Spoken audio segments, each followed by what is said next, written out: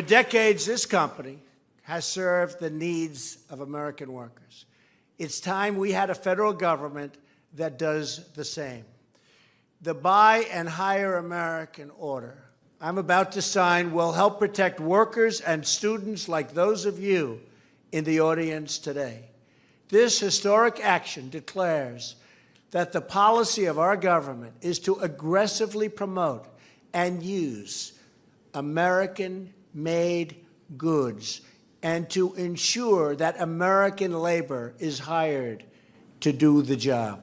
Right now, widespread abuse in our immigration system is allowing American workers of all backgrounds to be replaced by workers brought in from other countries to fill the same job for sometimes less pay.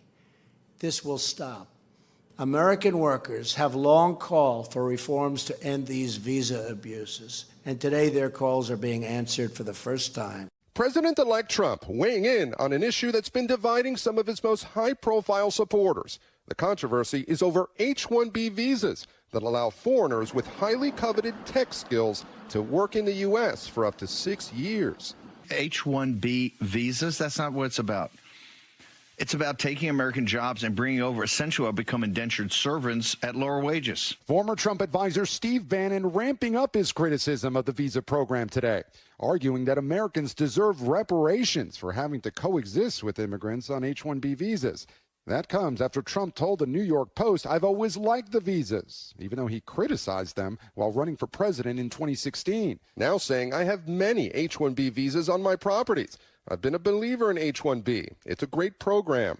The controversy has been dividing Republicans for days. Some of Trump's closest advisors, including billionaire Elon Musk, have been defending the program, along with others in the tech industry, which relies heavily on those workers. Yeah, baby. It's episode 15 of The Whiners on January 2nd, 2025. The first time that year has come out of my mouth. Happy New Year to all and our beloved audience. Happy New Year, Ryan, and Happy New Year to our special guest, Kevin Lynn. Gentlemen, great to be here. Cheers. It is great to be here, but I have to apologize. I was a little confused. I'm not exactly prepared for the show. I thought that the topic was going to be the H5N1 bird flu. Now it seems that it's a much different topic. So, something even more dangerous to the average American worker. It's the topic at hand. Maybe, right? Another vaccine for all the people that haven't died yet. Kevin, right. do you hate birds as much as you hate Indians? That's the question. Well, it's so funny because every once in a while there'll be this meme that just half of India jumps all over, calling me a Pakistani psyop. Because how else could someone know so much about how the system works? And there's a Pakistani in there somewhere. Right. So funny. But I gave him a challenge. This is the deal. I will show you birth certificates for everyone who works for me. But you're going to have to put $100K into escrow and take the challenge. So if I'm wrong, you get $100,000. If I'm right, I get $100,000. No takers. I don't know. I don't have that kind of money, but I like your attitude. Maybe somebody in the audience. You don't need that kind of money, Jeff. You just need to do a reverse mortgage on your limbs. There you go. I want a kidney. I'll take a kidney for 100. So don't worry about it. Of course, I was kidding. You don't hate Indians. You just dislike them intensely. No more than you dislike anybody. No, I'm kidding. But you are, is it fair to say you're an anti-globalist? Is that fair? I'm absolutely an anti-globalist. In fact, our organization, the Institute for Sound Public Policy, was really, when we rebranded, because when we were only looking at immigration, we were only cutting at one of the limbs of the tree of the problem. And the problem is globalization, this neoliberal mantra of having to move goods, capital, and people across international borders for the sole purpose of maximizing profit. And whether, when we're looking at things like the North American Free Trade Agreement, General Agreement on Taxes and Tariffs, the Uruguay round of also the WTO, World Trade Organization agreement. These jobs siphoned off millions and millions of middle class, good paying manufacturing jobs. And then they told everyone, hey, learn to code. That's the future services industry. Well, the reality is Americans had been learning to code, and they'd been doing a great job of it. And Americans built Silicon Valley, Apple Computer. Intel, 1971, the 4004 chip, the first actual commercially produced semiconductor chip. We did it. We dominated that industry. And so we know. All right, we're going to get into it deep. Don't filibuster with us. We're going to give you an opportunity. You go. I saw you on Steve Bannon's podcast, the very popular Steve Bannon's podcast the other night. Now that you're such a big star, I wasn't sure we could get you, but I'm glad we did. But unlike Steve, it was kind of a weird show. He was like going back and forth between guests, but it sort of worked. I was imagining it must have driven you a little bit crazy, but you took it in good humor. But we're going to spend the whole hour with you. We do have Jose Vega joining us at 8:30, but we'll just integrate him into the discussion. He is not as much of an anti-globalist as you are. I'm warning you. No, I wouldn't say that. I wouldn't say that. Well, you know what I should say? He's not. He's more pro-immigrant than. Yeah, in his mind. It's different. Look, I would just say Trump. Son of an immigrant, Well, we all are in a certain sense. But the question is, are you a fraud, as this guy in the Cato Institute claimed? This guy's got a lot of followers, so I could see where maybe you'd be thinking about suing him if this isn't the truth. He says that you have pretended to be an American tech worker. Is that true? Are you a tech worker? And if not, did you claim to be at any time? You're under oath. You're under oath. I have, and my response to Alex on many an occasion, and those who tend to drink his Kool-Aid, was that I have never said that I was a tech worker. However, I was the interim CEO of a tech company startup in the early 2000s. I actually left Ernst & Young to help start a company called Predixis, we created an advanced algorithm for matching, whether it was food, music, other preferences. Wine pairing? Yes, actually, wine pairing. It could do that. We just needed to know all the vectors, and in fact, we did know the vectors for wine. And look at that! That's what I'm drinking tonight. It's Spanish wine, a nice blend of Tempranillo and Garnacha. What are you drinking, Kevin? I have my usual Jack Daniels. No, that'll do. Yeah. That'll do in a pinch. How about you, Ryan? So what I'm drinking is We the People Chardonnay. Ooh. We the People, I like that. We the People. Political. So it's a political wine. It's nice. It's about $16 a bottle. All right, so you're not really a tech worker. Do you know, Kevin, that one member of the team that you're now speaking with actually is a tech worker? Are you aware of that? I was not aware of that. Well, it is true. And would you like to guess which one of us it is? I'm going to guess, because Jeff, you and I go back a long way. I'm going to guess it's Ryan. I could have been hiding it from you all these years. So it was an easy guess for that reason. It is indeed Ryan. Yes, I've been for some time. Well, actually, not so long. It's a second career for me because I worked in publishing. I worked with the Schiller Institute for a number of years, and then about 13 years ago, through lots of night school and self-study and buying equipment, I became a tech worker. Wow, good for you. And that's how many people. I worked for a company. Well, actually, hold on. Let me say one thing, because there are comments in the chat, and this will be very useful for people. So I worked for a Russian-American satellite communications company. I used to take training for down at the NSA for some of the work that I had to do, because we had to inspect and separate U.S. military from Greek shipping and other types of communications running over our network. So you were dealing with teraflops of information. Lots of data. I mean, I'm dealing with even more data now in the financial world because you know how that has to move very fast and it's very expensive. And I worked for Indian companies, and I worked in companies where I was maybe one of a very small handful of non-Indians. It's actually how I learned to really enjoy Indian cuisine. Because guess where we went to lunch every day? Hey, I had some lamb steak this evening. So I'm telling you, in New York City, compared to here in Texas, it's crazy.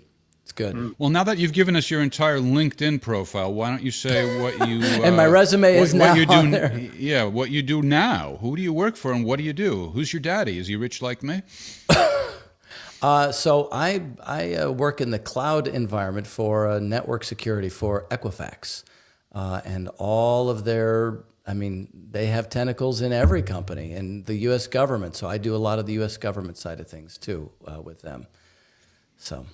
And do you hate Indians as much as Kevin does? My boss is an Indian. Well, he's an Indian American, I think, actually. So. All right. Well, what's your take on it, Ryan? The H5N1 is the bird flu. The H1B, this is the visa that has generated a lot of controversy. And Kevin's argument is a ridiculous percentage of them is Indians, so much so that it can't possibly be because of merit. Something else is going on. What's your take on it? Well. So here's the thing. I hope this doesn't mean that I lose all of my invitations to come visit my friends in India. But back when you were showing that video of Donald Trump, I think that was from 2016. 2017. 2017. In 2020, his White House had put out a statement saying that we have a moral duty to create an immigration system that protects the lives and jobs of our citizens. And in there, he talked about freezing the H-1B and all of these others. And then he even quoted people like Bernie Sanders, Senator Bernie Sanders, about these very topics, saying, why don't you get some good jobs for those Americans? So look, I think since Trump claimed that this was Make America Great Again, we have to hold him to that. So I'm for freezing that until we get the United States moving. And that actually does bring up a question for me, which is, because by the way, it's not just Indians. Well, you're stating your position, but I want to know what your observation is of the people who are getting hired. The majority of the people I worked with and work with have been very good. There have been some exceptions. When I have to interview people to bring them on the team, I mean, it's very quick that you can tell if somebody's cheated or not. Sure. And there's a lot of cheating, too. Well, the majority of them, are they coming from India or wherever? Or wherever. I mean, there's a lot from India. There's an increasing number from Poland, Ukraine, guys from Mexico. And is your sense of it that they have special skills, or is your sense of it that if they're from Eastern Europe, they tend to be very good at what they do. Mm-hmm. That's been my experience. And also a lot of the guys in Mexico have been excellent. And with the Indians, look, I mean, I had a discussion with an Indian guy, and he says Kevin's glad he poured a nice hefty portion of Jack Daniels now. It's coming. He said there's not a caste system, but one of my buddies well, just hold on a second. One of my buddies who's also in tech here, he's a neighbor of mine. He's got 6 kids, so I think about his situation quite a bit.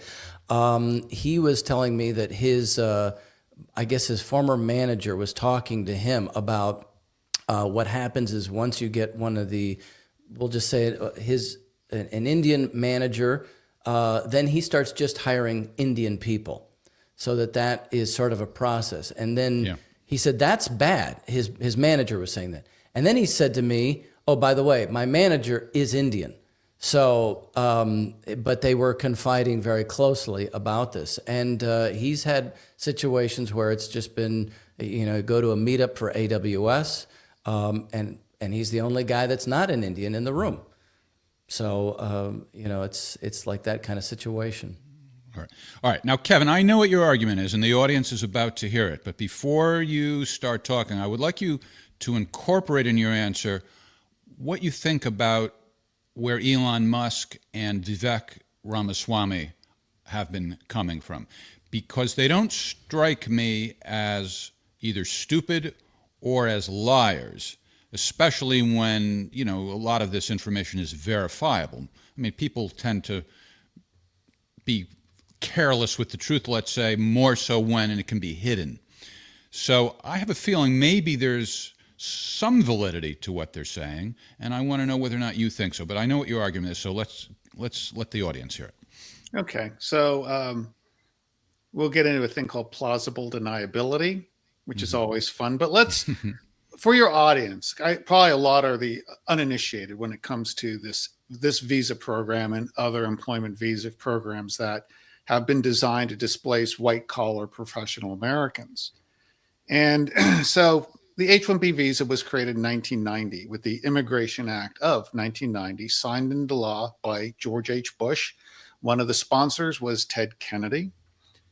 And it was predicated on a myth. And we're working on a paper for American Affairs now. We just did a deep dive in the archives on this, and we found out the linkages between corporations and how this bill was initially constructed. But understand, it was predicated on this myth, a report that was done by the National Science Foundation. A guy named Block was the director at the time. And it was neither peer-reviewed nor officially published. But it said that we are going to be short 675,000 STEM jobs. And in order to fix this, we're going to have to import workers, skilled workers. So that was baked into the Immigration Act of 1990. Now, the reality is that So wait a second. Doesn't that mean it's like a surge issue, right? Well, yes. Or a stopgap measure was sold. Well, it was sold again as we had this deficit. And the reality is, and I think Eric Weinstein beautifully pointed out, that in a market economy, there is no such thing as a long-term labor shortage. Why? Because if there's a high demand for a job and there's a low supply of labor, well, wages will rise and people will move into that industry or that sector to hold those jobs. And that's exactly what happened in America. People learned to code. We had far more women in numbers as well as a percentage of the population working in computer science in the 1980s than we do today. Now, reason why they don't, H-1B visa. So, as I said, this visa was predicated on a myth, and it was put into effect to displace American workers. And it did that in two ways. One, it was when a company puts out what they call a labor condition application, an LCA, saying we need a foreign worker for this position. This is what we intend to pay them. This is what they're going to do. You would think that they'd be looking to fill that position with the smartest person they can afford, who's not an American citizen. However, it's a lottery. So hundreds of thousands of people apply each year for this visa, but it's a lottery that determines who's going to actually get the visa. So if the company is lucky enough to pick someone, and a lot of them just throw out lots of LCAs, and it's like finite math, it's game theory. Well, the more LCAs I put out there, the more chances I have of getting an H-1B, but it's a lottery. So someone who graduates with a PhD from the prestigious India Institute of Technology has as much chance of getting an H-1B as someone who's got a BTech degree from, let's say, Bangalore U. Those are and the second thing is it's a dual intent visa. So unlike other employment visas, well, there's actually three things. I'll get into the third thing here right after this. So let's just say you come here for 3 years on an H-1B, you get an extension for 3 years. Your employer can, if they choose to, sponsor you for a green card. So that's the carrot, and the stick is if you don't behave well, we may not sponsor you. We might just, fire you. And then you have to return to your country of origin. Yeah, actually, that was a question that I had, was this very thing, because the issue, it seems like because I know guys who've been stuck at the same company that I worked at 9-10 years ago, and they can't leave. Right. They can't. They're indentured. You're talking about immigrants. They're talking. Right. I'm talking about H-1B guys, People and who came they're the over on ones. people who came over on the bird flu. They're the guys that taught me about what H-1B was, because in technology you tend to work very, very long hours, because especially if you have to deploy some new major software thing or something breaks, you're going to be on it until it's done, and sometimes that's 30, 40 hours straight. But these guys have even more work that they have to do because they have no choice. So you definitely observe that they're being treated harshly. They're being Of course. Yeah. Okay. Yeah, they're indentured servants, Jeff. Right. I mean, it makes sense. It's sort of common sense, but I was just wondering. I'm not really disagreeing, but I was wondering whether or not, Kevin, this is just you assuming it, or whether or not this has been documented that they are. It's absolutely documented. Mm-hmm. Okay. Yeah, this isn't hyperbole. And the third thing. So in other words, Elon and Vivek are just flat out lying. Do you think? Or yeah, they are flat out lying, because when they began to get the backlash, let's talk about how all this started. So Christmas Eve, 12:32 a.m. in the morning, we put out a fairly innocuous tweet about the appointment of a guy named Sriram Krishnan. Now, Sriram came to the U.S. initially. He was working for Microsoft in India, came here on what they call an L1 visa, which is a intra-company visa. So you can move from company to company across international boundaries with the L1 visa. And he was going to be appointed to be a senior advisor at the Office of Science, Technology, and Policy in the upcoming Trump administration. Now, our issue with that is I've always believed that personnel is policy. So when you appoint someone to a senior position, a senior role, you really have to look at that as policy. And Sriram was a guy who has been a long-term proponent of increasing the people on the H-1B program, specifically people coming from India. And Jeff, is it from one country? Yes. 74% of H-1B visa holders come from one country only, India.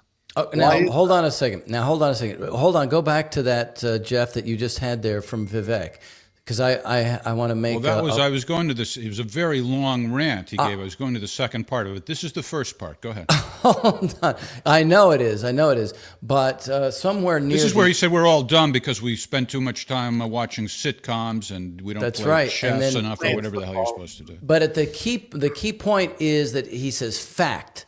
I know multiple sets of immigrant parents in the 1990s who actively limited how much their kids could watch TV shows, and their kids went on to become wildly successful STEM graduates. Now, one of the counterpoints is, and we see this, China and India are now leading the United States in STEM education. And in fact, the National Center for Education Statistics says that 2/3 of the 1 million associate degrees from 21 to 22 were in things like humanities, general studies, health professionals, and then of the 2 million bachelor's degrees, I'll just say this, it was similar kinds of things, but the worst one was engineering. That had the lowest number of degrees. So that's the argument that they are making, is that it's, and so one reason they say, well, that's why we got to get rid of the Department of Education.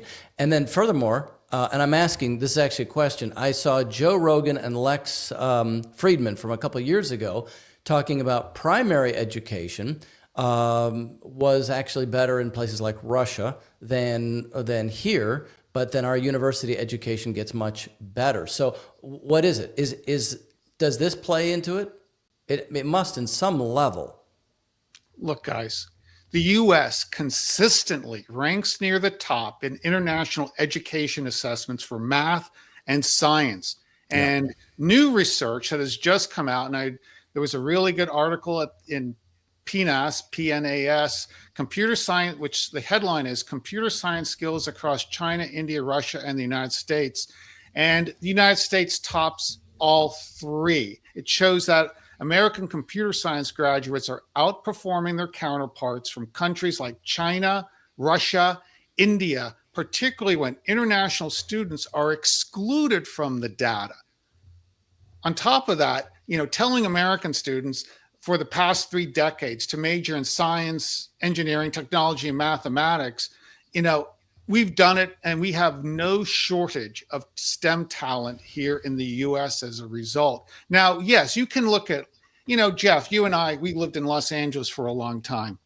LA Unify as a school district, dog shit school district, without a doubt. But when you look at the schools within the district, like La Cañada, Calabasas, I mean, my yoga instructor asked me to help her daughter with, she was in advanced placement, and if I could help her with her literature course. I mean, the kid was reading Rabelais. I mean, I didn't touch Rabelais till I was 40. Okay, no. Yeah. Jeff reads Rabelais to me all the time. No, in but the original French. But as far as the sitcom things go, I watch good sitcoms. I think that's the difference. I watch MASH, Seinfeld. MASH, Seinfeld, All in the Family. Those are the intellectual ones. Right? Yeah. It's rubbish. The thing is this, and because what happens now is, again, you create this perverse set of incentives. If you know that you're going to be discriminated against as an American going into computer science, which they are. In fact, we have a lawsuit going right now. We initially started with 40 companies, and several have already settled with us, like Walgreens. They created a website called Chicago H1B Connect. And interesting. Why Chicago? Does it have to do with Chicago boys? Well, Chicago is seeing all these tech layoffs on the West Coast, because right now, in the last 2 years, over 600,000 tech workers have been laid off in Silicon Valley. So they're like, oh, come here. Now, gentlemen, what if I had called a site, I wanted to attract a certain, ethnicity or country of origin of tech talent. And let's just say I called it, Chicago White Connect. Now, that would come off a little discriminatory, don't you think? I'm Mexican, so I would never go there. Chicago, Mexican. Well, non-Mexicans need not apply. And that's exactly Well, we actually do have a Latino who's ready to join us, so why don't we get him into the mix? Oh, okay. Oh, wow. Hey, Jose, how you Jose. doing? How you doing? Hey, Kevin. that was quick. Kevin. Whoa, you're loud. You're loud, Jose. Oh, sorry. I don't know what to do. I just set this thing up. I just got it. I've never had a microphone. You might have to this push good. it away from you a little bit. Just better? talk to us. Yeah. There you go. Is that better? Okay, I'm gonna. Just Who are you talk looking to at? us, Jose. Is your cue card to the side? No, look. Okay, so my camera's right there, but my monitor's right here. So. Well, then don't look at your monitor. Look. What do you? Ahead. This is like some Bronx thing? This is some Jose. You see, this is the problem. I didn't go to STEM, right? I came here on an H-1B visa.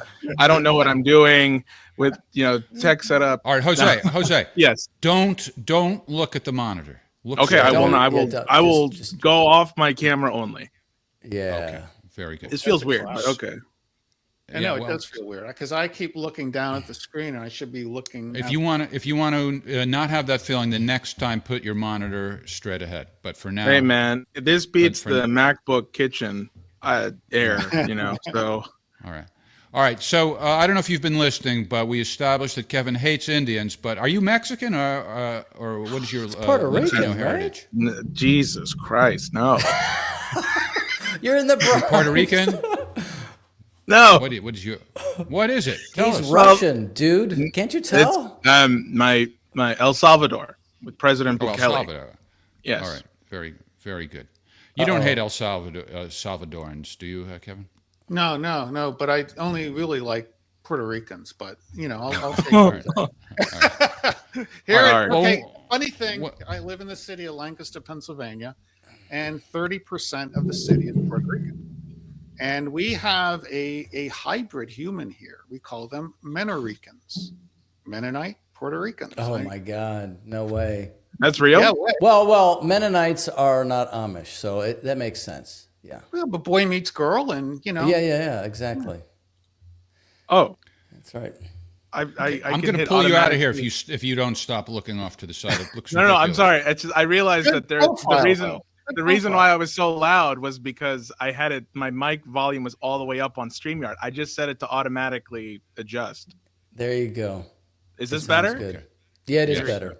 It Okay, is I will better. not When we look at talked the time. earlier today, you expressed sort of more of a pro-immigrant perspective than we get from Kevin. What do you? Well, wh- I in listening on the conversation, I understand a little bit better where Kevin is coming from because and as Ryan said, I found out recently that H-1B workers do have to do a lot more work because they have no choice, because if they get let go, that's it. They got to go back home. So it is unfair.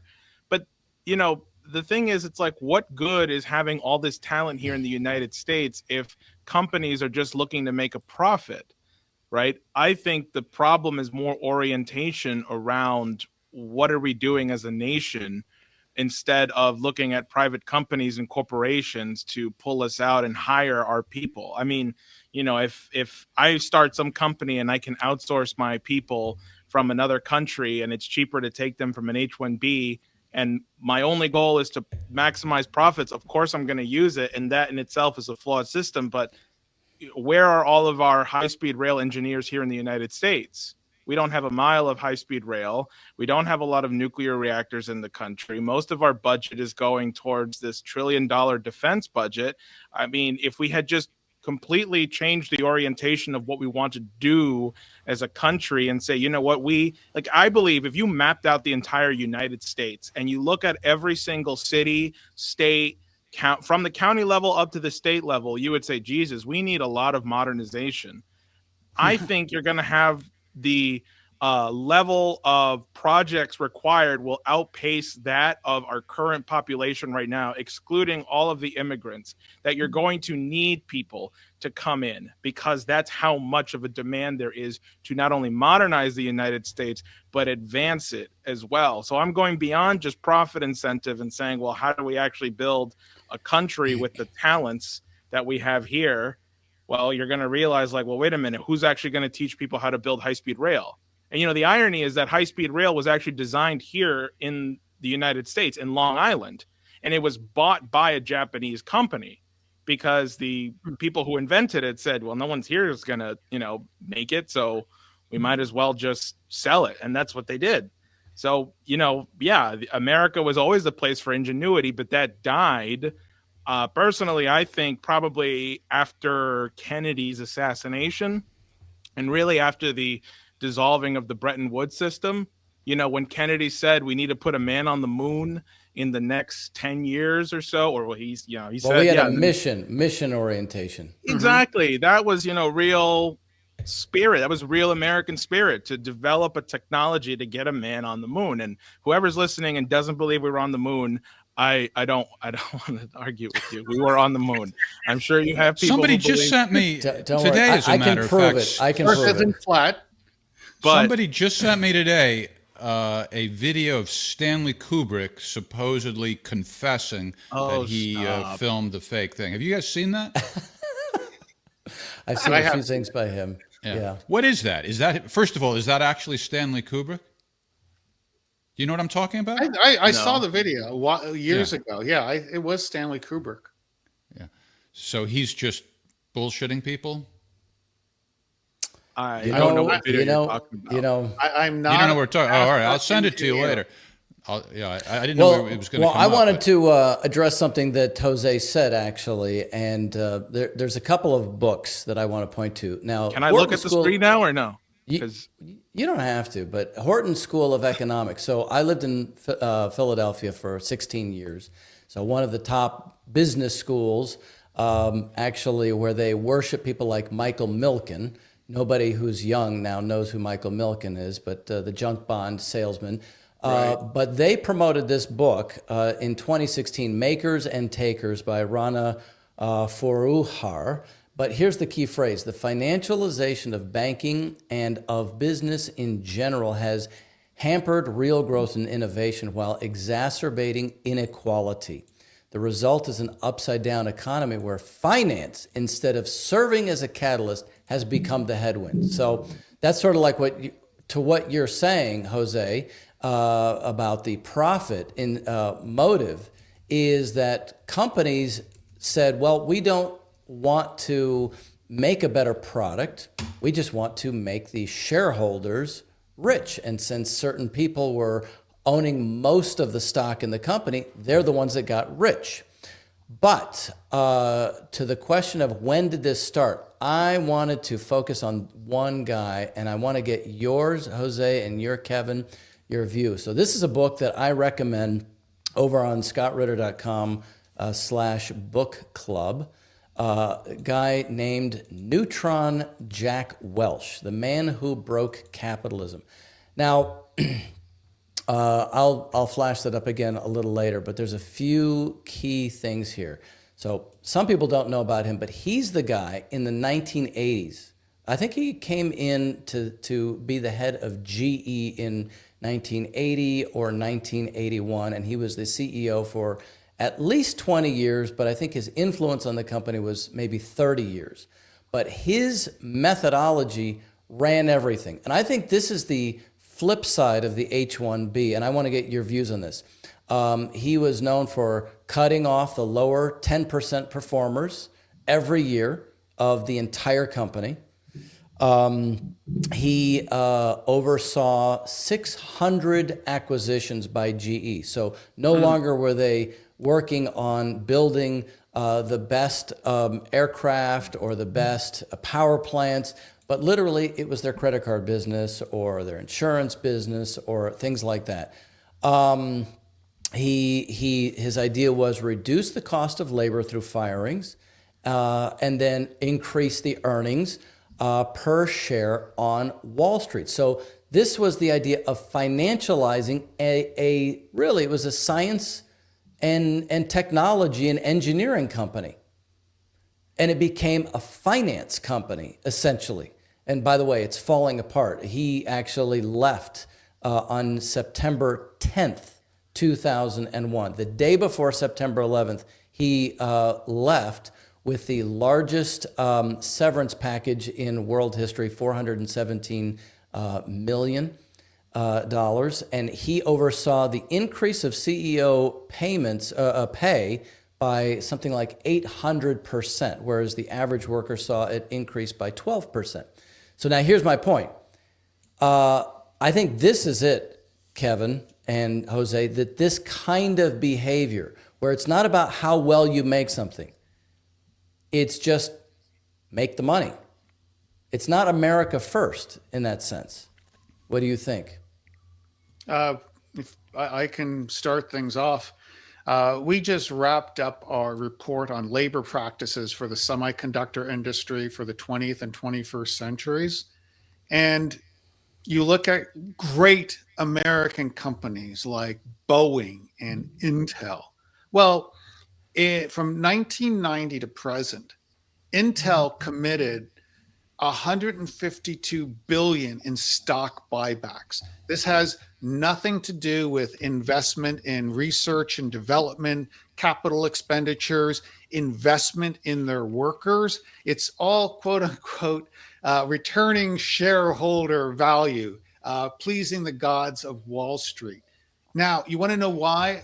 There's a dozen reasons why other semiconductor companies here are fading here in the U.S. because between 2001 and 2020, 19 publicly traded semiconductor industry companies did a combined 540 billion in stock buybacks. Tell me, gentlemen, where are their friggin' priorities? And I don't know if you're familiar with him, Ryan, but Doug Henwood at the Jacobin. Oh, no, I don't know him. Now, I know the Jacobin, but I don't know him. Yeah. Interestingly enough, after we had saved those TVA jobs from being outsourced, they did an article on me and basically summed it up by saying, what is this asshole doing saving union jobs and not us? But Doug Henwood, I think he's an incredible writer. And he wrote a piece called Take Me to Your Leader, The Rot of the American Ruling Class. And he really goes into the history of how this all started. Because, the 1950s, what occupied the mind of a CEO? Well, okay, make a better mousetrap, gain market share, keep the workers happy. They try to strike, or we'll come to. Well, but they also would retrain workers, invest in their education, continuing education for new technologies. Wasn't that the thing? Absolutely. A good example, a worker at Northeast Utilities, Craig D'Angelo, they outsourced his IT department to an H-1B visa consulting company. And he told me, so it's the late 1970s, and he's working human resources, and they're like, hey, you want to learn about computers? Yeah, okay. Well, we're going to send you to this IBM school because we're going to get these big servers, these big computers in here, and we need people to work on them. I mean, semiconductor industry is a great example. I mean, when we would have these economic downturns, they were really loath to get rid of their workers. They would do things like put people on furlough, everyone take a hit, until things get better. But today it's like you're out the door if you're an American, here's your severance agreement. You are not eligible for rehire. That's the way these guys roll today. And financialization, like you pointed to, Ryan, I think has a lot to, it's the most perverse set of incentives out there.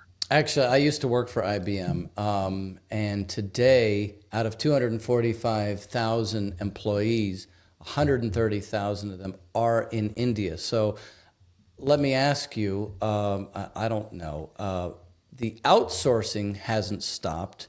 So this is like, the H-1B is like outsourcing in reverse, you're bringing them in, but the outsourcing still hasn't stopped.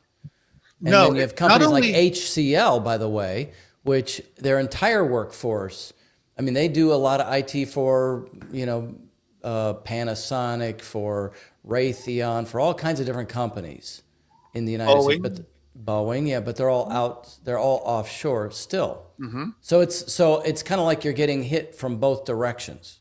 Right. And the H-1B is also a facilitator of that. So what happens when you train your replacement, like at Northeast Utilities, they were all told to get severance, you need to train your replacement. So what happens then, that knowledge gets transferred. And then within a couple of years, it's offshored to a low rent country where they're even able to get bigger savings. We take a double hit for things like that. Well, can I get back a little to the political? Oh, go ahead. Jose. No, go ahead, Jeff. What were you going to say? Well, I wanted to get back to the political climate to see where we're headed on this, but you can go first, Jose. It's okay. Well, I just wanted to throw something in here, which is that a lot of this conversation is centered around where our people are going. I had the displeasure of learning that, some people that I worked with who are much younger than me, who went to study engineering in college, are about to go in and intern for Raytheon. Or Boeing, or some of these other military industrial complex organizations where they are going to go because they were pretty smart, are going to be used to design and implement new weapon systems. Why? Because that's where the money is. And these were people I thought were very moral, upstanding in their character, but they've decided to use their talents to go and learn how to kill people. Now, is that because they are drawn to evil within them? No, I don't think so. It's because that's where the money is and that's where the profit is. And I think it goes back to what I was saying about, well, what orientation do we have as a country right now? That's why I keep saying that, like, the top thing we're spending as a country our money on is war. And I think back to the speech where Kennedy in 1963 at the United Nations was proposing that the United States and the Soviet Union work together in the field of space. He said that there's room for new cooperation for further joint efforts in the regulation and exploration of space. I include among these possibilities of a joint expedition to the moon. That was about world peace. That would mean that you would have to get the best Russian scientists and the best American scientists and figure out how to get on the moon. Now, we still ended up doing it here in the United States in 1968. And hey, I mean, we used some German But that would have scientists to ended the help us. Cold War, though, is your point. It would have ended the Cold War, is my point. But also, you can retool the $1 trillion defense budget you have now, so that instead of producing weapons of war, they're producing things that can develop the nation. Maglev trains, for example, investment into fusion energy. Going into the Artemis project, which, in 2026, I think we're supposed to go back to the moon. This was an initiative started by Trump in 2016, where now we're, putting more investment in going back to the moon and staying up there by 2026. What if our best and brightest here were involved on that? That's America first. That's no longer just profit incentive. I mean, I think somebody should be learning STEM, not because they're going to get a good job, but because they think they can be contributing to their country. That's how FDR thought. That's how Kennedy thought. That's why a lot of people were really patriotic after World War II. It wasn't just because we defeated the Nazis. It's because there was a vision that, like, hey, the United States can actually be something, that people were proud to be Americans. But now it's all just this like corporate dribble takeover. We've been hijacked. Right. And that's why people are arguing as to whether or not who can get these jobs, but the jobs themselves are just immoral. Well, that's kind of what I wanted to get at, is who are we? Who should we be? And where's the possibility? Trump got slammed on his own platform on Truth Social when he sided with Elon and Vivek. And since then, they've all backpedaled on that. Here's Wait, what was Vivek that saying, the whole thing needs to be reworked. You've got a political ally in Bernie Sanders. Right. Now, Jeff, I'm not sure that I don't know how often you and Bernie Sanders agree. You can say. Well, this is the thing, Jeff.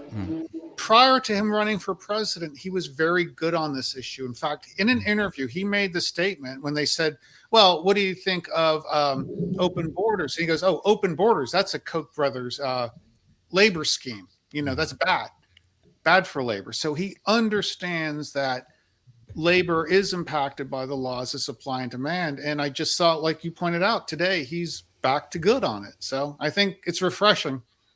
It is. And the anti-Trumpers are saying, oh, MAGA is at each other's throats. Ha, ha, ha, you're getting what you deserved. And I'm like, well, wait a minute. What's so bad about disagreement? This is what it should be. I've been saying this for a long time. Democrats aren't allowed to disagree. Right. Instead, they cover up for a dementia Joe. Ordered if you do that. Yeah. And I've been saying this for years, and the anti-Trumpers are saying, I was full of shit. I was going like, you know what? One of the reasons that I'm so opposed to anti-Trumpers is because I really would want to criticize Trump. I wind up supporting Trump to the degree I do because I feel like it's necessary. But I think we always need to hold our leaders accountable. And I like what's going on now. I do too. Yeah. So, but where do you think it's headed, though? Where do you guys think it's headed? I like what Jose was talking about. Gerald Celente has this great saying, the business of China is business. The business of the United States is war.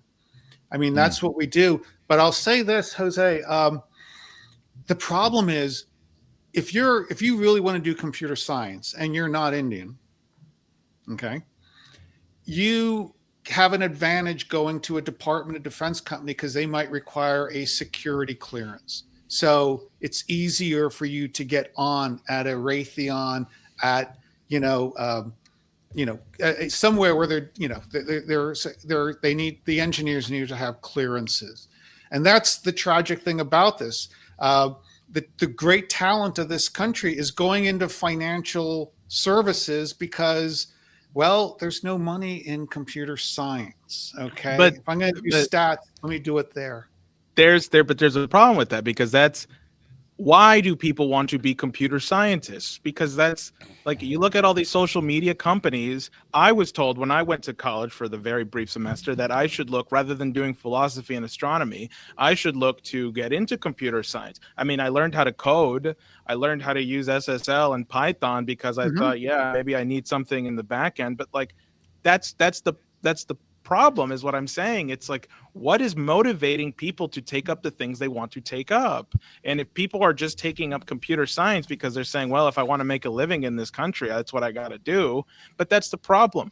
because a nation that's only producing computer programmers and people who want to make apps and software developments, you can't run a nation that way. We have what is called a physical infrastructure that requires people to know how to maintain it, know how to advance it, and know how to teach others how to do it. This is why, like, for example, it's a shame that we don't have nuclear fusion right now, because when Carter had passed the law in the late 70s that said we have to have fusion and we need to aggressively fund it, we probably could have had it by now, which meant that we would have had a limitless or near limitless supply source of energy right now. That would have been carbon free for people that, and it would have been also waste free if we were using stuff like helium-3. And so I guess like that's it's like not even about where people want to get their jobs on the computer science. It's like, well, why do you want to be a computer scientist to begin with? Because you want to make money and get a good career? Okay, there's nothing wrong with that per se, but then is that all we are? Just profit-driven animals? Well, some of this has nothing to do with immigration, though. I mean, when you were talking about we need a high-speed railway, I was thinking, yeah, we do. But it's not because we have foreign workers coming over on the bird flu visa. So why don't we have a high-speed railway? We have 7 million men. When you look at the actual workforce participation rate and get into the actual number, we have 7.5 million men of working age that are not working. This is an absolute disaster. How not working? Where are they? Where are they? They're everywhere.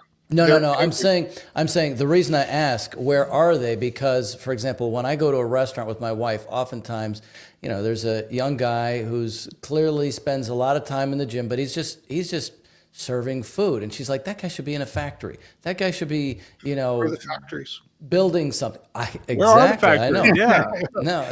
So what's the reason that we don't have it? Is it just because a mindset? Because of government interference, neoliberalism. I mean, when I was... So are you bullish or pessimistic? Wait. Hold on a second. You just said because of what intervention? Of government intervention. Hold on.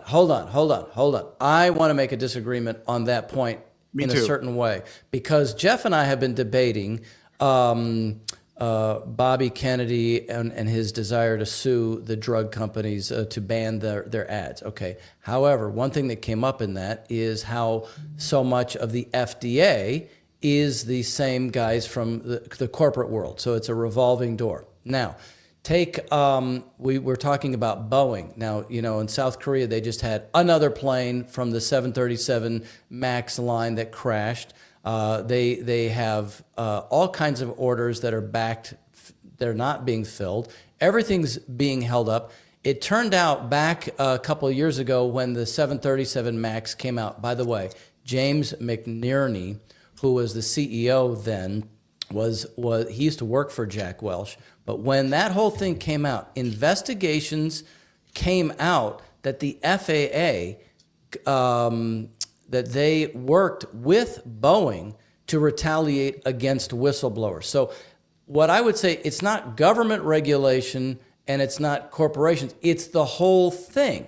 And what people get in politics messed up on is they're like, well, see, I could have told you Vivek and Elon Musk were no good. Well, excuse me, but all the Google billionaires who put even more money into Kamala Harris, they're billionaires too. They all are there, whether they're Democrat, Republican, whatever.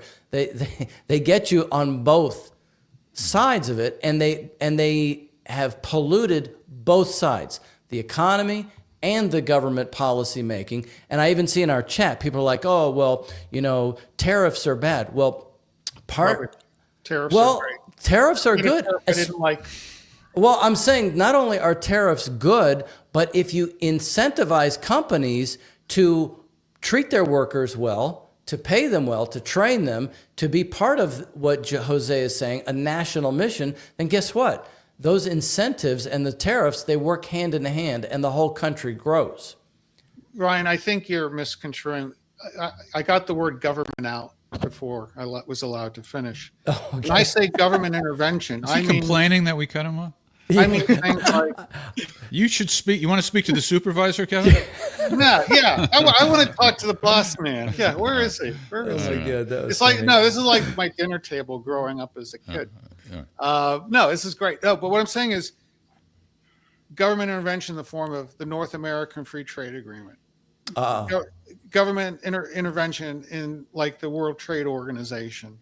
You know, look, you want to put your factory overseas? Well, we're not going to defend you. We're not going to defend your patents. That's the way it should be. You're on your own. You leave these sacred shores. You are on your own, Mr. Global. And unfortunately, they're able to do that with impunity. That's how, again, they're able to move people, capital, goods across, unfettered across international borders because we have backed them up with these treaties. You know, here in New York, there used to be 40 piers that were active docks. So, you know, if you were an early immigrant in the 1920s, 30s, 40s, you could come and get a job working the dock. And we were importing and exporting. And the reason why New York City has its districts, like, for example, there's the meatpacking district, that's because people used to pack meats there and stuff. There used to be a lot of industry here in New York. Now there's only one active pier that can still serve as active docking and importing, exporting. We don't have almost any industry, and a lot of these factories that were here in New York City or in the Bronx are abandoned. They aren't used for anything productive now. They're just ghosts, or they're being repurposed for shelters or housing, or Yeah, I was they're gonna say being they turned make them into expensive. restaurants. Or they're Yeah. turning them into restaurants. I mean, you know, this is why, you know, I don't think it's necessarily government intervention, although, yes, NAFTA was horrible. WTO, those were horrible examples of government intervention. But I think the thing that's going to fix it is more government. But policy, you need real economic development policy. You need an FDR style revival of the country where you say, look, a lot of the people, especially in these places like the South Bronx, are poor, uneducated, and unskilled. We're going to start work training programs where we say, look, what do we want the country to look like 50 years from now?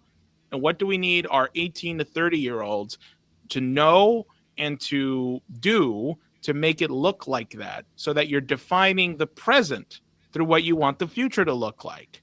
No, And Jose, that's what's going to take to fix it. I totally agree with you. I'm a fan of industrial policy. For instance, the CHIPS Act that was passed during this Biden administration early on, where they're putting billions of dollars to manufacture semiconductors here in the United States. The problem is Intel has received, what, $8 billion so far of that money? And they just announced they're going to lay off 15,000 people. Wow. That's the problem when industrial policy runs on up against the shoals of neoliberalism and globalization. It doesn't stand a chance. So I'm, you know, Jose, Ryan, Jeff, we're absolutely, I don't know about you, Jeff, you're kind of out there. Well, I'm still wondering totally I'm still wondering whether you're for or against the bird flu. But seriously, Kevin, you may not be aware of this, but Jose's role with us is to impact legislation, to recruit activists, and to be an organizer, basically. So let's talk about what Jose just said. Is there anything pending like that? And if not, what would it take to plant those seeds? Well, understand the Republican Party is up today is not the Republican Party of 10 years ago. Not at all. The Not new at all. conservatism movement with people like Rachel Bovard, Batya Ungar-Sargon, Riley Moore, who was the treasurer of West Virginia and was just elected to Congress from that state. These people are very Orrin Cass of. Well, you could probably add 30, 40, I mean, 50 these names are all to that, names. actually. Yeah. Okay, but Yeah. what they are is they are pro-American worker. They are favorable to unions. They want to see, you know, the restoration of the American middle class, the return of manufacturing jobs, opportunities here. So that's the most positive thing. And, you know, when President Trump talks of tariffs, You got to understand, Peter Navarro, Robert Lighthizer, these guys who were in his past administration were absolutely brilliant. They're wise enough not to mess with any of their trade policy. If they can, tariffs are not so much we want to make money off tariffs. Tariffs is an incentive to reshore here to the United States to take advantage of cheaper energy, that kind of thing. So here you go. Here's what I think. This is a place to start right here. This is the report card for American infrastructure by the American Society for Civil Engineers.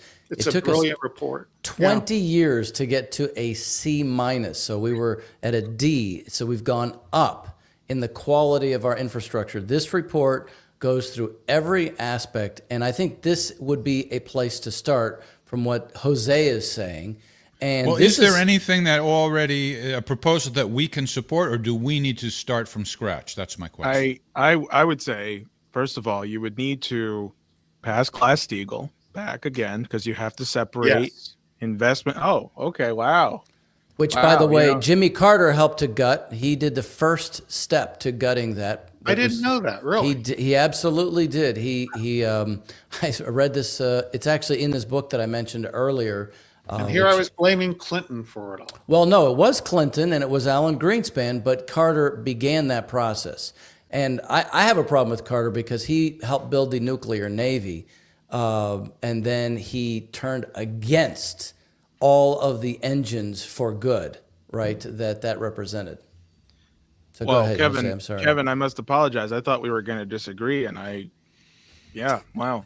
This is great. This is why this is how Trump got elected. When the Maha people met the MAGA people, they're like, I think we can have a drink together and hang out. This is pretty cool. This is the golden age. Come on. Let's stop acting surprised and let's get to work. Let's be creative.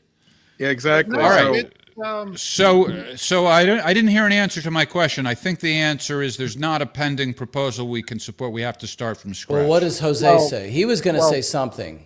I was going to say, yes. So you need to pass the law Glass-Steagall, which separates investment banking and speculative banking, right? That the speculative banking is what led to the crash and the Great Depression in 1929, and it's what's going to lead us into another bubble right now. We're in another bubble right now. Oh yeah, it's going to pop. But more importantly, beyond Glass-Steagall, is you need to actually have that report that Ryan brought up, but also take a real survey of what we need, not even just to catch up, but to modernize.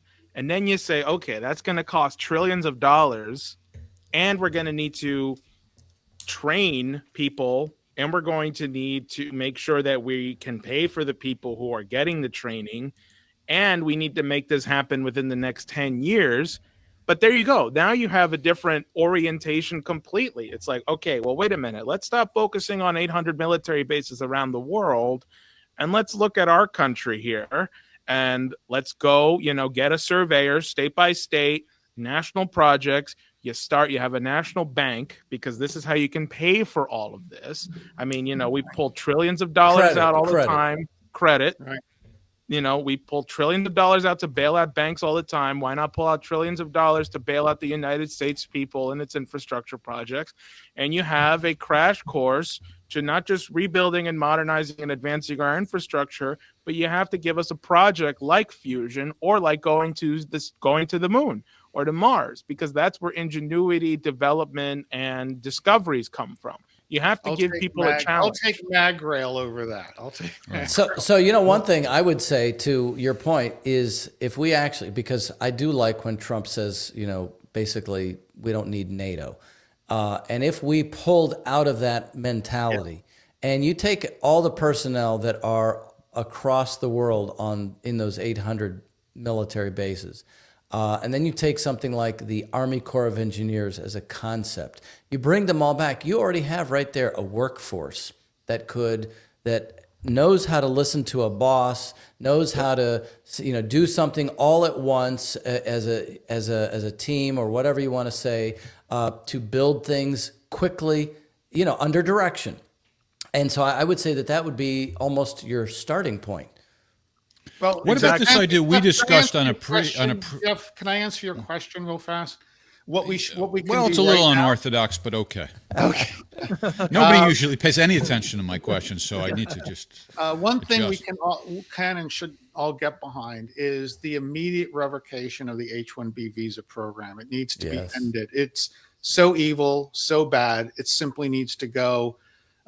Trump, in his last 6 months, that administration, Cuccinelli and Scalia had worked together to make really good fixes to it, but none of them survived the Biden administration. The best thing is get rid of that. And even worse than H-1B is the STEM optional practical training program, which is a 3-year work permit for a foreign student who graduates from a U.S. university. One, it's unconstitutional because it's not supported by any law. And two, it's literally pulling out the bottom rungs from our students who are graduating and now being forced to live on their parents' couch because they can't get a job. In a previous episode, Ryan and I talked about Trump's idea to create new cities from scratch. This was in his, was it called Project 47, whatever his plan was called? Yes, that was. Right. Exactly. It never got a lot of traction, but for whatever reason, I happened to notice it, and it intrigued me. Is this perhaps a good, I don't know if playground is the right word, but I don't know, is this the right terrain, a right framework to test some of these ideas that we're talking about in a brand new city that you create from scratch? What do you guys think? Yes. 100% I have one. model. No. I have one. Well, I have Jose says no. Kevin okay, says yes. well, let's you and guys go Ryan- first. I say Go no. ahead. He says yes. Why? You guys say why? Because, you go first. Go ahead. Okay, I'm a new urbanist at heart. Every that mean? city begins at the sidewalk. It's about people. If you go and construct a project like Caprini Green, there was this whole post World War II phenomena where, we're going to build these areas for the car and things like that, where nothing is done at a human scale. I live in a building that's over 100 years old. I always live in buildings over 100 years old because they're amazing places to live. When you go through the old part of a city that was pre-World War II, you've got something looking back at you. It feels good to be there.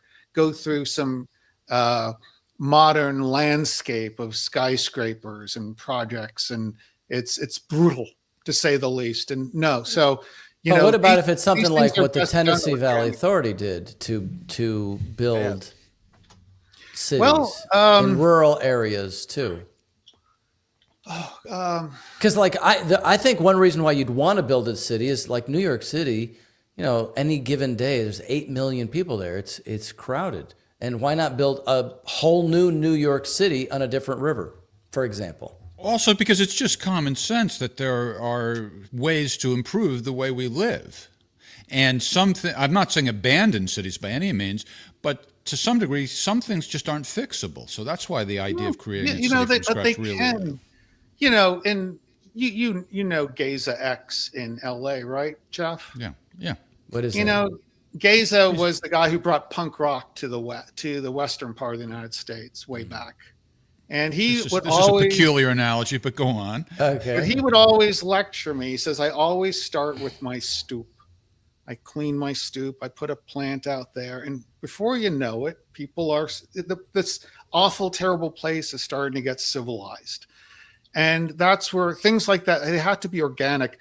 I was thinking of a name and it came to me. I looked it up. Jane Jacobs. Are you familiar with her?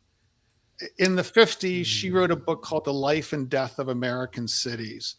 Now, you had mentioned the TVA. Well, in a book of hers called The Wealth of Cities, she actually kind of felt that the TVA was something of a failure when you look at its stated goals and everything.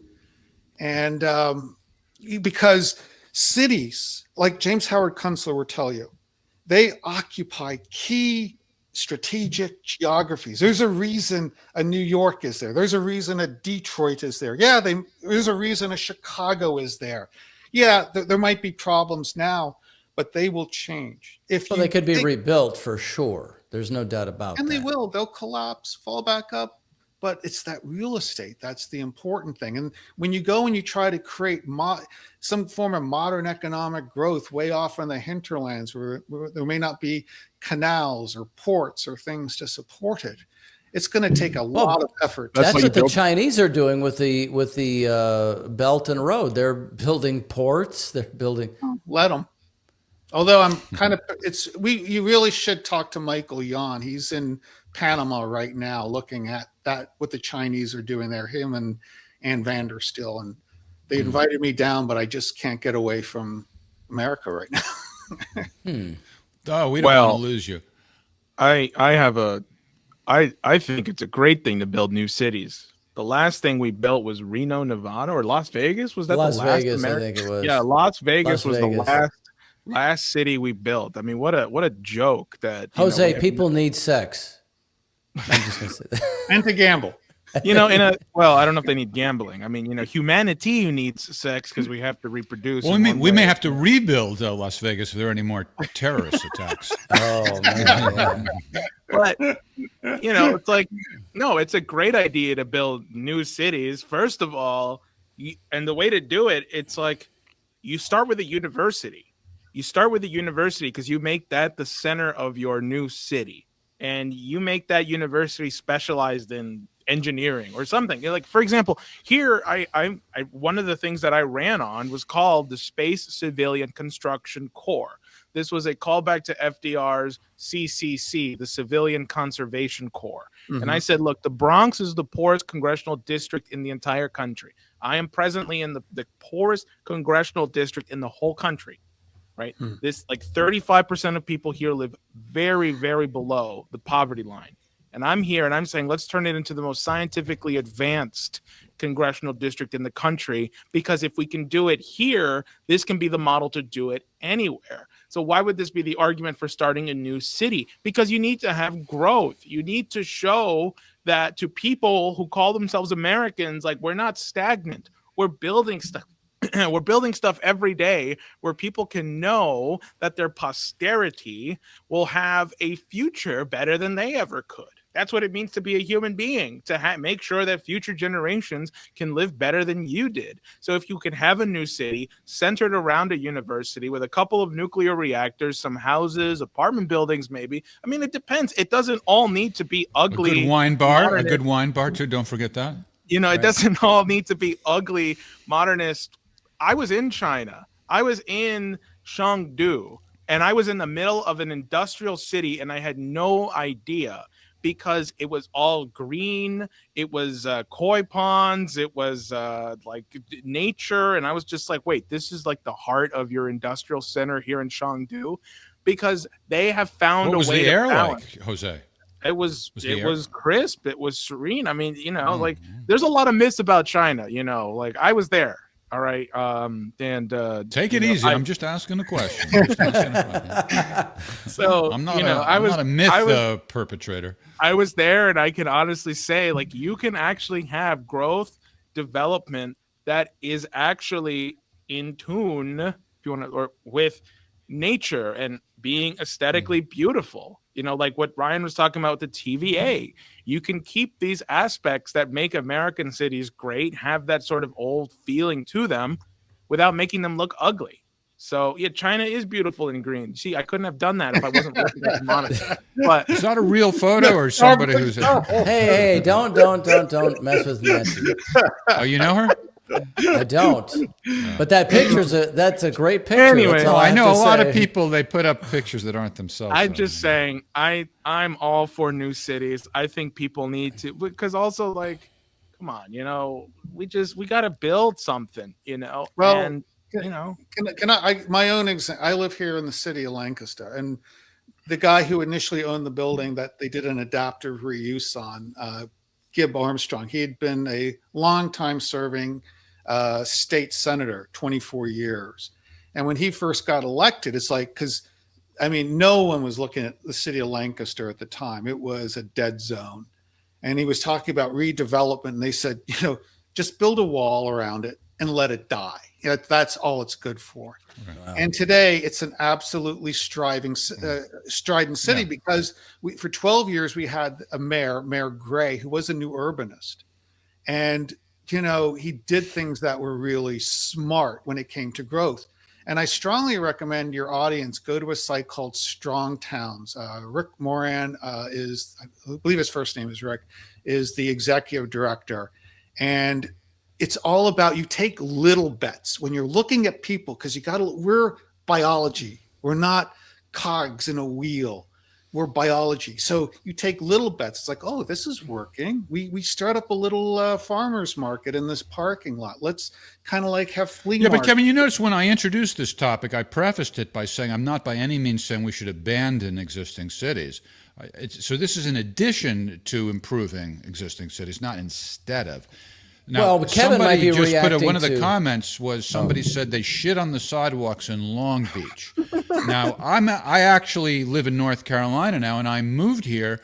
Guess what? From what city? Long Beach. And Jeff, you were almost killed in Long Beach one night. I was stabbed in Long Beach, but I don't say that's unique to Long Beach, so that's not the point. But the shitting on the sidewalks, that is somewhat unique to Long Beach.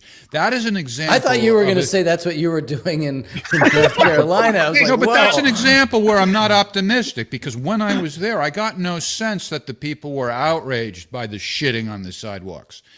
And so that's a city where it's like, yeah, I would love to see it improved. But if the people there don't have any heart for doing it, then, maybe better to do it somewhere else. Yeah, but that's one of the reasons I left. There was I got no sense of optimism that anybody wanted to improve it. They just weren't outraged. It's dead fish stink from the head, though. I think it's it's the question of a higher mission that people can get recruited and inspired into. Yes. Well, going back to that site, Strong Towns, they go in and they do studies of cities, and they examine every square meter for profit and loss. And where do cities make money? In the more dense downtown urban areas where the infrastructure is compact. Where are they losing money?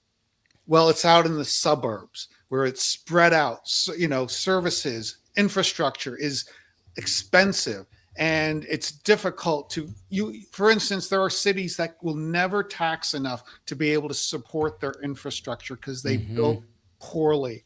So that's why. Well, you're talking about like the sprawl. Well, sprawl malls. That would be the problem. All that yeah, for sure. There's a lot of the gambling and so forth.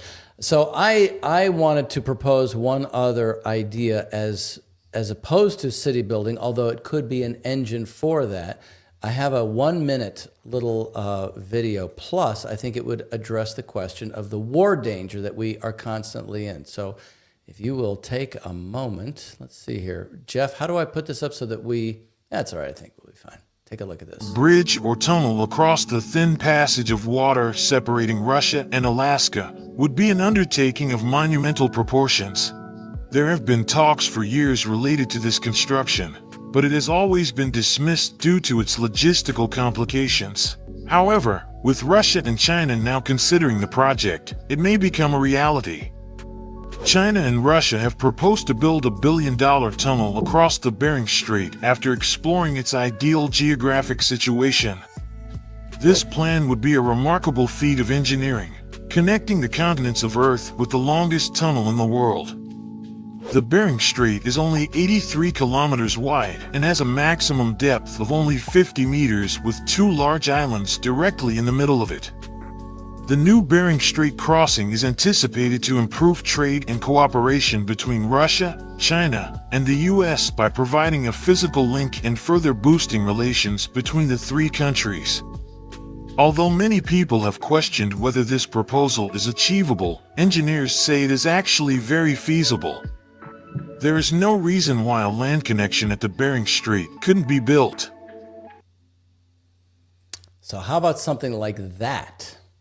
Look at the channel that goes under which connects the UK and France. However, I will remind you that is part of the Ring of Fire. With its tectonic plates tend to shift a lot in that area.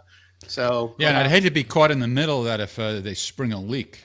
it's only 87 Well, kilometers. but also, I mean, this idea I know came. Let's see, in the 1860s, the first governor of the Colorado territory, and his name slips my mind right now, came up with this as a plan. Lincoln had. This was part of what the Transcontinental Railroad, Trans-Siberian Railroad, which was built with trains and technology from Philadelphia almost exclusively. Grenville Dodge, who was a Civil War general, led the engineering in Russia to build those trains. So this is not by any means a new idea, although I found it interesting that it's being still discussed in various scientific circles today as a way of transforming, Kevin, what you're saying, people or biology. I mean, it's literally transforming the biology of the earth. It's an exciting idea, but they've been talking about building a high-speed rail between San Francisco and Los Angeles for about 15 years now, or something like that. They've spent zillions and zillions of dollars, and it's going nowhere. But I think it's to Jose's point. You have the Cajon Pass. It simply can't be navigated by rail. You had to really whip around to the east to get through the Cajon. So even today, when you take the Amtrak. So the design is flawed, you're saying? Well, no, just the mountains are there. The pass. Well, that's what I mean. The design. They shouldn't design it to go through an area that you can't penetrate. They should design it to go around it, right? Is that what you're saying? Well, they have to in there because the grades are too steep for rail.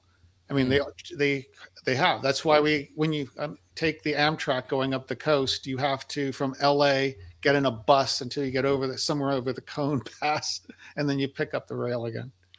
Well, is that why you go all the way around? It sounds like you're more aware of the specifics than I am. Is that why it hasn't been completed?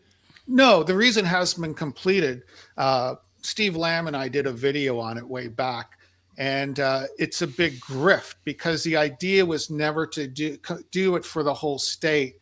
It was just they were just going to build that section from the San Joaquin Valley to San Francisco. They wanted to make that an hour-and-a-half commute. That's why all the political cronies in Sacramento were buying up property in the San Joaquin Valley and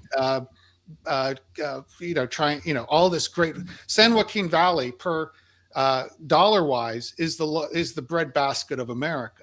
I mean, in terms of what about in the Northeast? Is there any similar proposal to do, let's say, New York to Washington or Boston to Washington?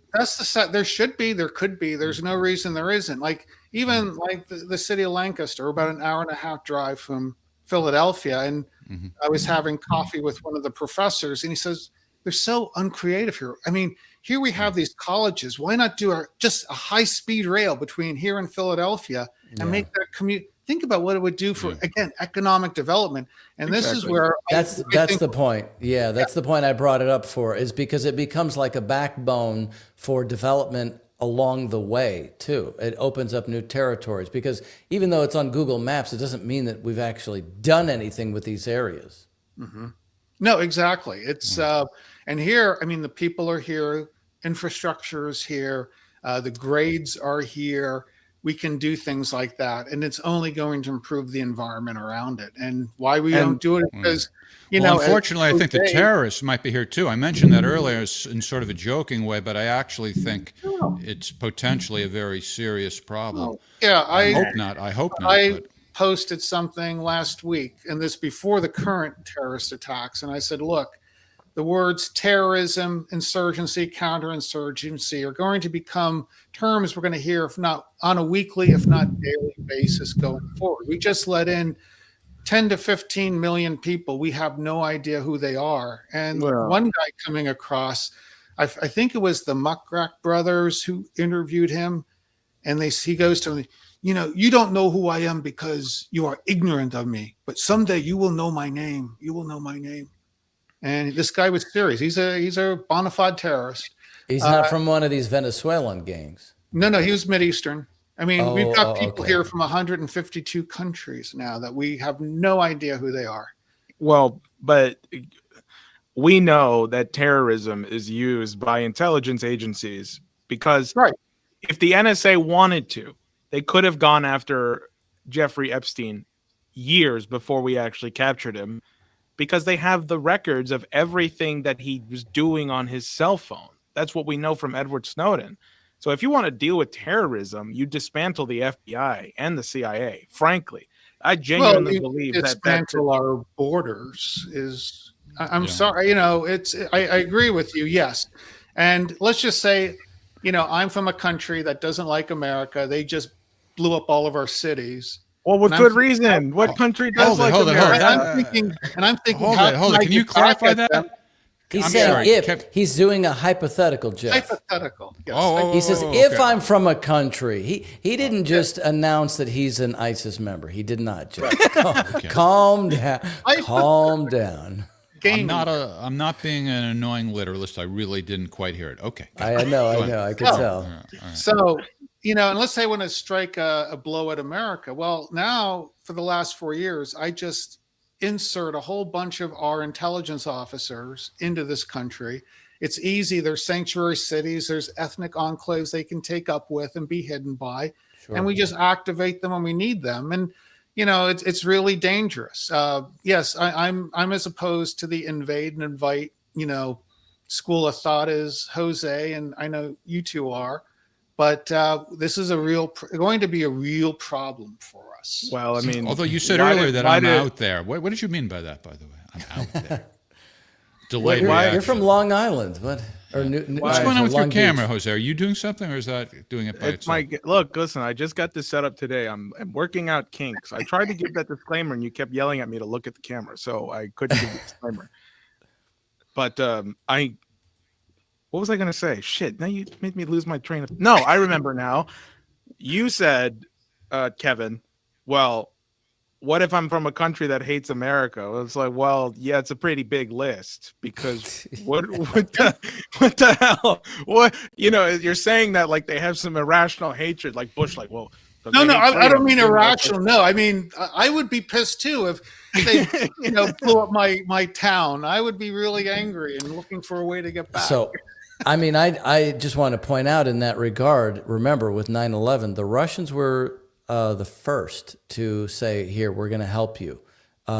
We know this kind of terrorism, very well. So they were there to help us. So I think that if Trump were to actually, in good faith, say, okay, I'm going to cut this crap out and I'm actually going to get us out of NATO, stop giving money and weapons to Ukraine, get us out of these Middle East wars. We don't need to be involved in starting something with Taiwan. If he were to actually do that, and I think of when Scott Ritter said there'd be like 5 different ways that Trump could get a Nobel Peace Prize just by doing those kinds of things, right?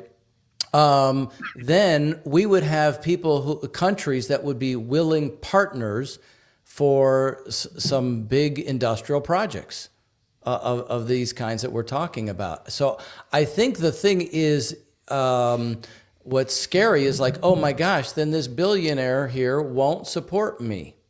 Right. Because look, well, I brought up Jack Welch. He was the first CEO who was worshipped, in the United States. We worship CEOs who are billionaires in the United States. They clearly must know what they're doing. They're a billionaire.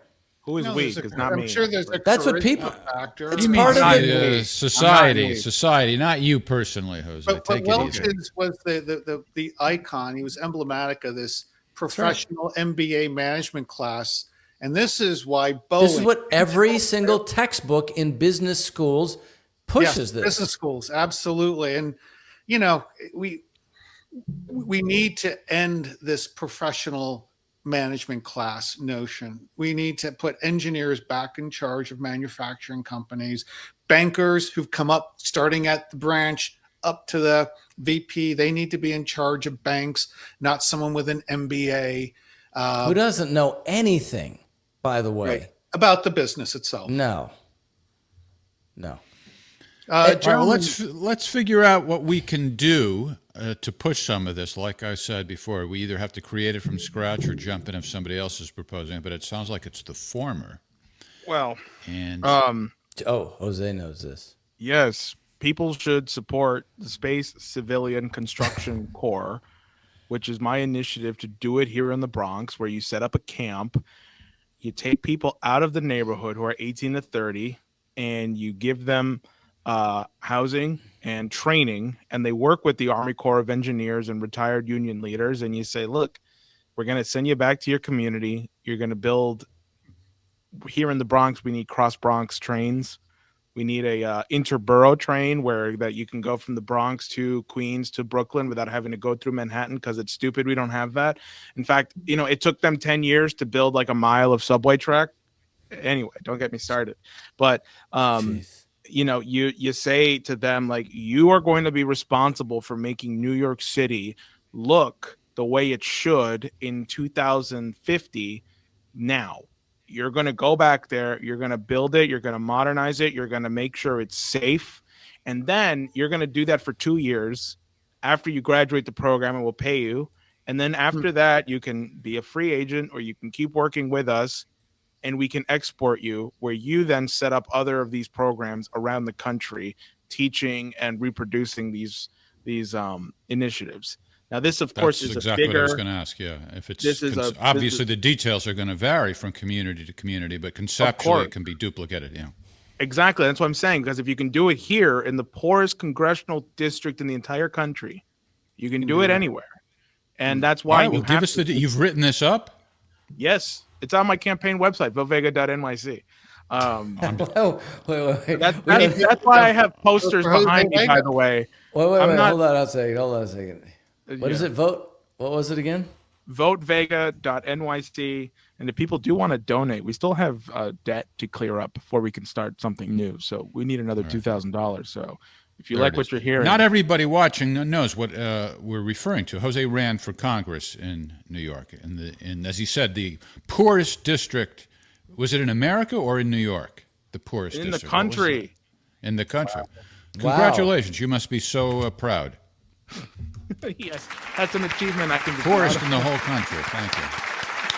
Well, good on you, Jose. That's a baller move to run for office. Yeah, I know. Well, we should have more people who are talking about these things running for office.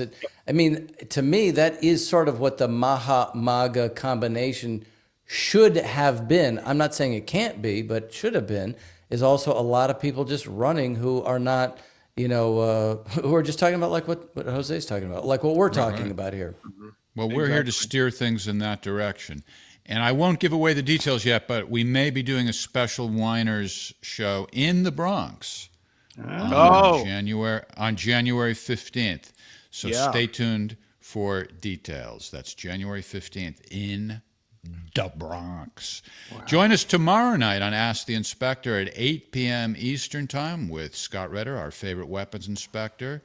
That will do it tonight for the Winers, episode 15. Thank you, Kevin. Can I make a quick plug?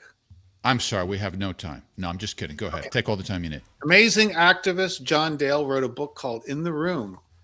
Frontline reports from the U.S. immigration zone. It's about several really brave, including myself, tech workers who have pushed back against the system or are trying to reform it.